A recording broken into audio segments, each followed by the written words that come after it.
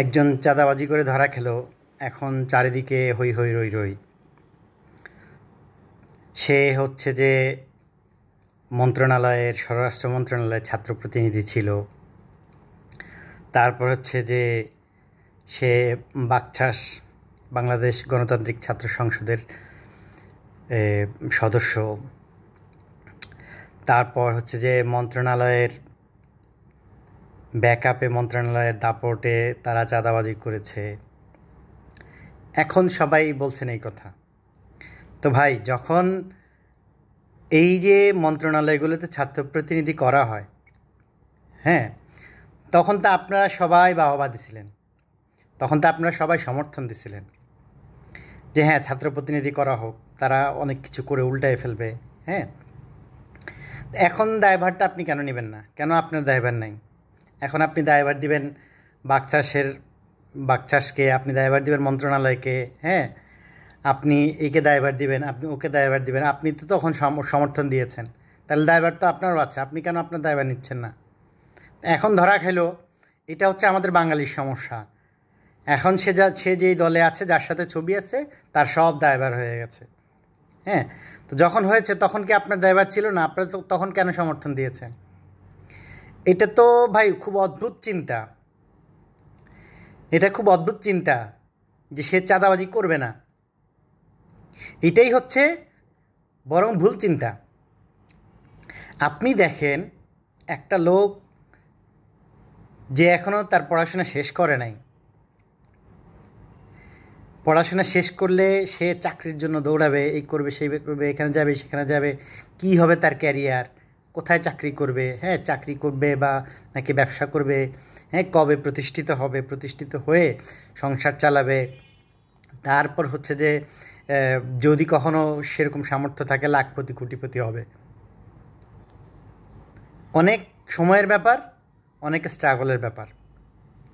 এখন মনে করেন যে আপনি একটা লোক যার এখনও 10,000 টাকা কামানোর সামর্থ্য হয় নাই, তাকে যদি আপনি 10 কোটি টাকার সামনে বসায় দেন, হ্যাঁ, তো সে তো এটার লোভ সামলাইতে পারবে না। তো এটা তো দোষ আপনার, আপনি তার সামনে 10 কোটি টাকা রাখছেন।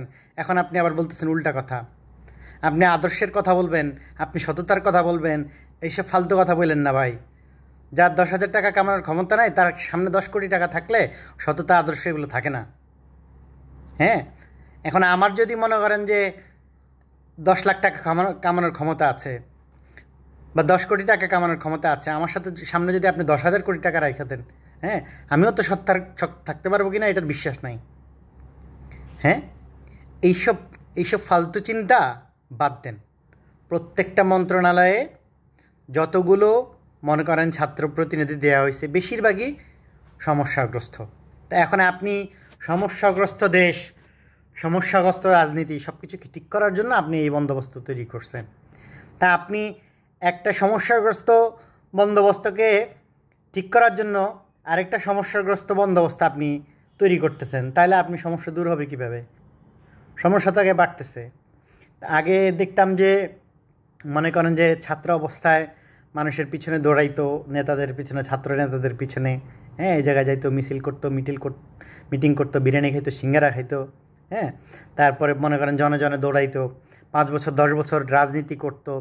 তারপরে হচ্ছে যে তারপরে একটা জায়গায় গেলে হয়তো সে তখন ধান্দাবাজি শুরু করতো, লাখ টাকা কোটি টাকা কামাইতো।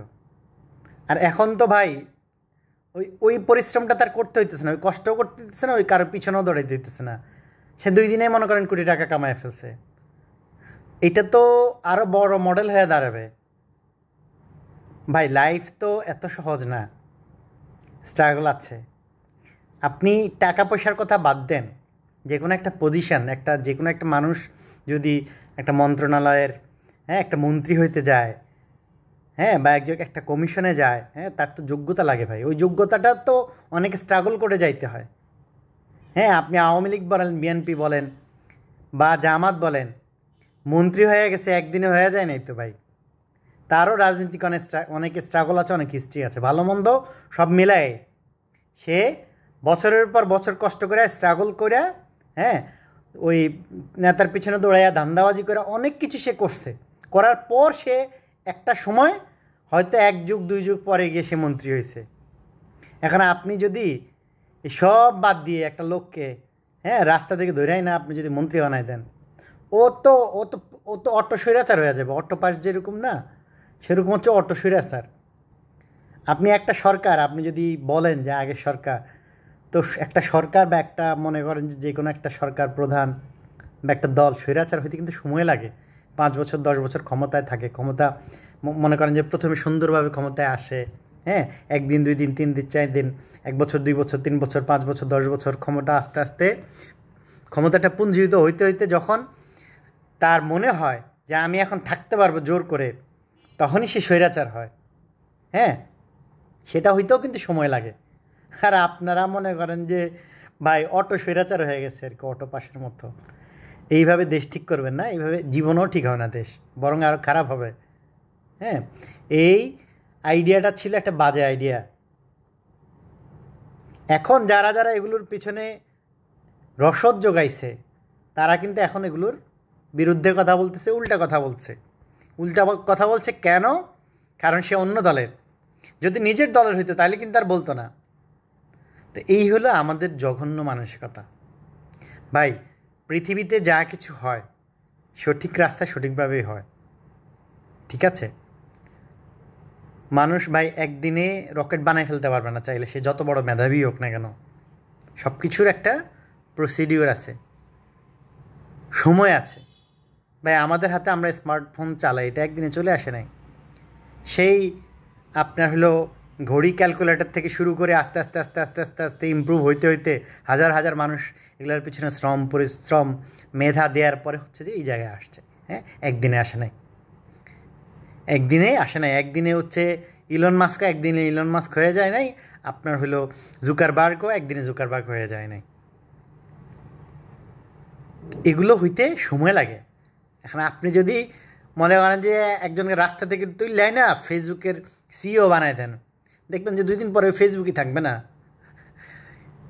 কিন্তু আমরা মনে করি যে রাস্তা থেকে উঠে আইসা খালি আন্দোলন করে আর মনে করেন যে খালি একটু সততার নৈতিকতা জানলেই আমরা মনে হয় কি সব উল্টাই ফেলতে পারবে। এত সহজ না ভাই, যোগ্যতা আলাদা জিনিস।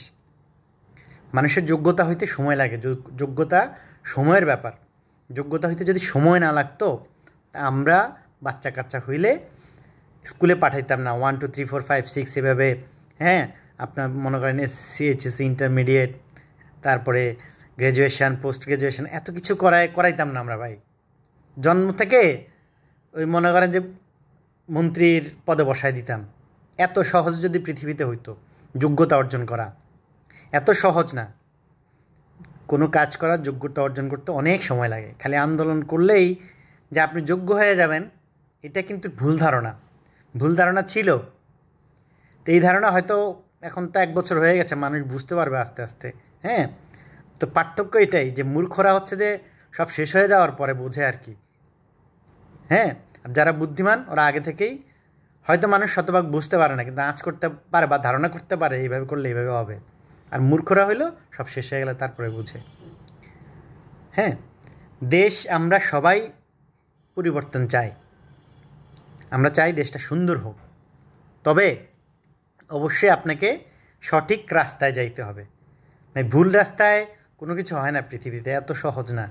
ভুল রাস্তায় যদি হইতো তাহলে বাংলাদেশ মনে করেন আমেরিকা হয়ে যেত, জাপান হয়ে যেত। জাপান হইতো না, আমেরিকা হইতো না। এত কষ্ট করে, এত পরিশ্রম করে, এত মেধা খাটায় মনে করেন যে জাপান হয়েছে। এইভাবে শর্টকাটে ওইসব চিন্তা করে, মানে বাঙালির চিন্তা ভাবনা হলো মানে শর্টকামিং চিন্তা আর কি। এইভাবে পৃথিবীর কোনো দেশ কোনো জাতি উন্নত হইতে পারে নাই, এরকম উন্নত হওয়ার কোনো রেকর্ড নাই। এত সহজ না ভাই, অনেক কঠিন। এখন আমার সেটা কথা না, আমার কথাটা হচ্ছে যে আমরা যখন কোনো কাজ করি, কোনো কথা বলি, একটা অনলাইনে সমর্থন দিয়ে, একটা আন্দোলনের সমর্থন দিয়ে আমরা চিন্তা করি না যে এটার আউটকামটা কী, 1 বছর পর 2 বছর পর 5 বছর পরে কী দাঁড়াবে। আমার মন চাইলেও আমি করে দিলাম, হয়ে গেল। মানে একজনের উপর রাগ ঝেড়ে আরেকজনের মানে করে ফেললাম আর কি, এরকম জিনিসটা আর কি। একজনের উপর রাগ হইলে আরেকজনকে মারলাম, বা আরেকজনকে চুম্মা দিলাম। তো এইভাবে করে আমরা মনে করেন যে এই ওই যে প্রেম করলে হয় না যে একজনের কাছে ছ্যাঁকাকে 2 দিন পরে ওই ছ্যাঁকার থেকে সিম্প্যাথি তৈরি হয়, হ্যাঁ, তৈরি হয়ে তারপর আরেকজনের সাথে প্রেম শুরু করে। আমাদের অবস্থা হলে এরকম আর কি। এইরকম অবস্থা হলে এটা মানে পার্সোনালিটিলেস মানুষের ক্যারেক্টার আর কি। আমরা এইভাবে আছি। এখন আপনি যেরকম, সবসময় এই কথা বলি, আপনার শাসক কিন্তু সেরকমই হবে। তা আপনারা এগুলোকে সমর্থন দিছেন, হ্যাঁ। এখন আপনি চাঁদাবাজি করলো, তার দোষ হয়ে গেল, বা যার সে ছাত্র সংসদের সদস্য তার দোষ হয়ে গেল, যার দলের লোক তার দোষ হয়ে গেল। আপনি যখন সমর্থন দিচ্ছেন তখন তো আপনি চিন্তা করেন নাই এই দেশে সবাই দোষী। আপনি মনে রাখবেন, প্রত্যেকটা মানুষ এই দেশে রাজনৈতিক কারণে যত মানুষ মারা যায় এর জন্য আমরা সবাই দোষী। আমাদের কিছুটা হইলেও দায়ভার আছে, এই দায়ভার আপনাকে নিতে হবে, হ্যাঁ। কারণ আমার দেশে মানুষ মারা যায় বিনা কারণে, সে দায়ভার আমারও আছে। এতটুকু সেন্স থাকা উচিত। আমরা নিজেদের স্বার্থে মানুষকে রাস্তায় নামাই দেই, মানুষ মারা যায়, পরে আমরা হায় হায় করি। হ্যাঁ, আমাদের যথেষ্ট দায়ভার আছে।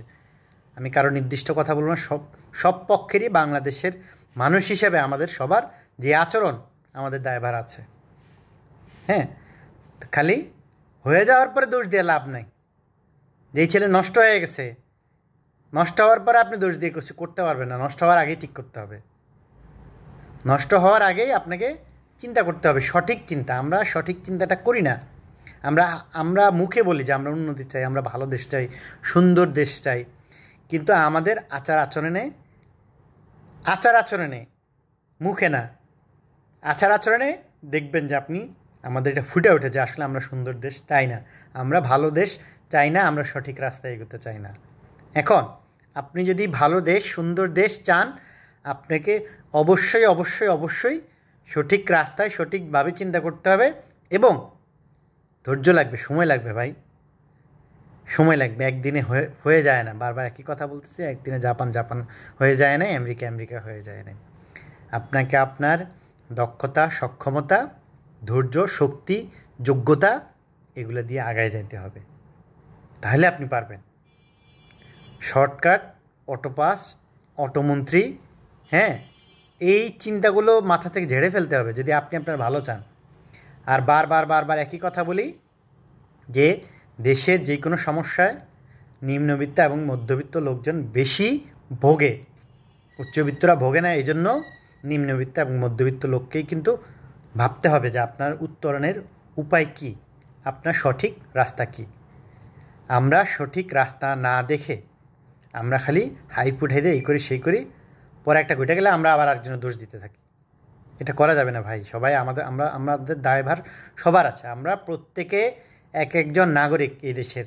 সেই নাগরিক হিসেবে আমাদের নাগরিক সচেতনতা জরুরি। আমাদের সবার নাগরিক হিসেবে দায়িত্বশীলতা জরুরি। আমরা নাগরিক হিসেবে সবারই কিন্তু দায়ভার আছে, দায়িত্বশীলতা আছে। এটা চিন্তা করতে হবে। আপনি যদি সঠিকভাবে চিন্তা করেন, দেখবেন আরেকজন সঠিকভাবে চিন্তা করতেছে, এইভাবেই দেশ আগায়া যাবে। শর্টকাট, অটোপাস আর অটোমন্ত্রী দিয়ে দেশ কখনো আগাইতে পারবে না। ধন্যবাদ সবাই।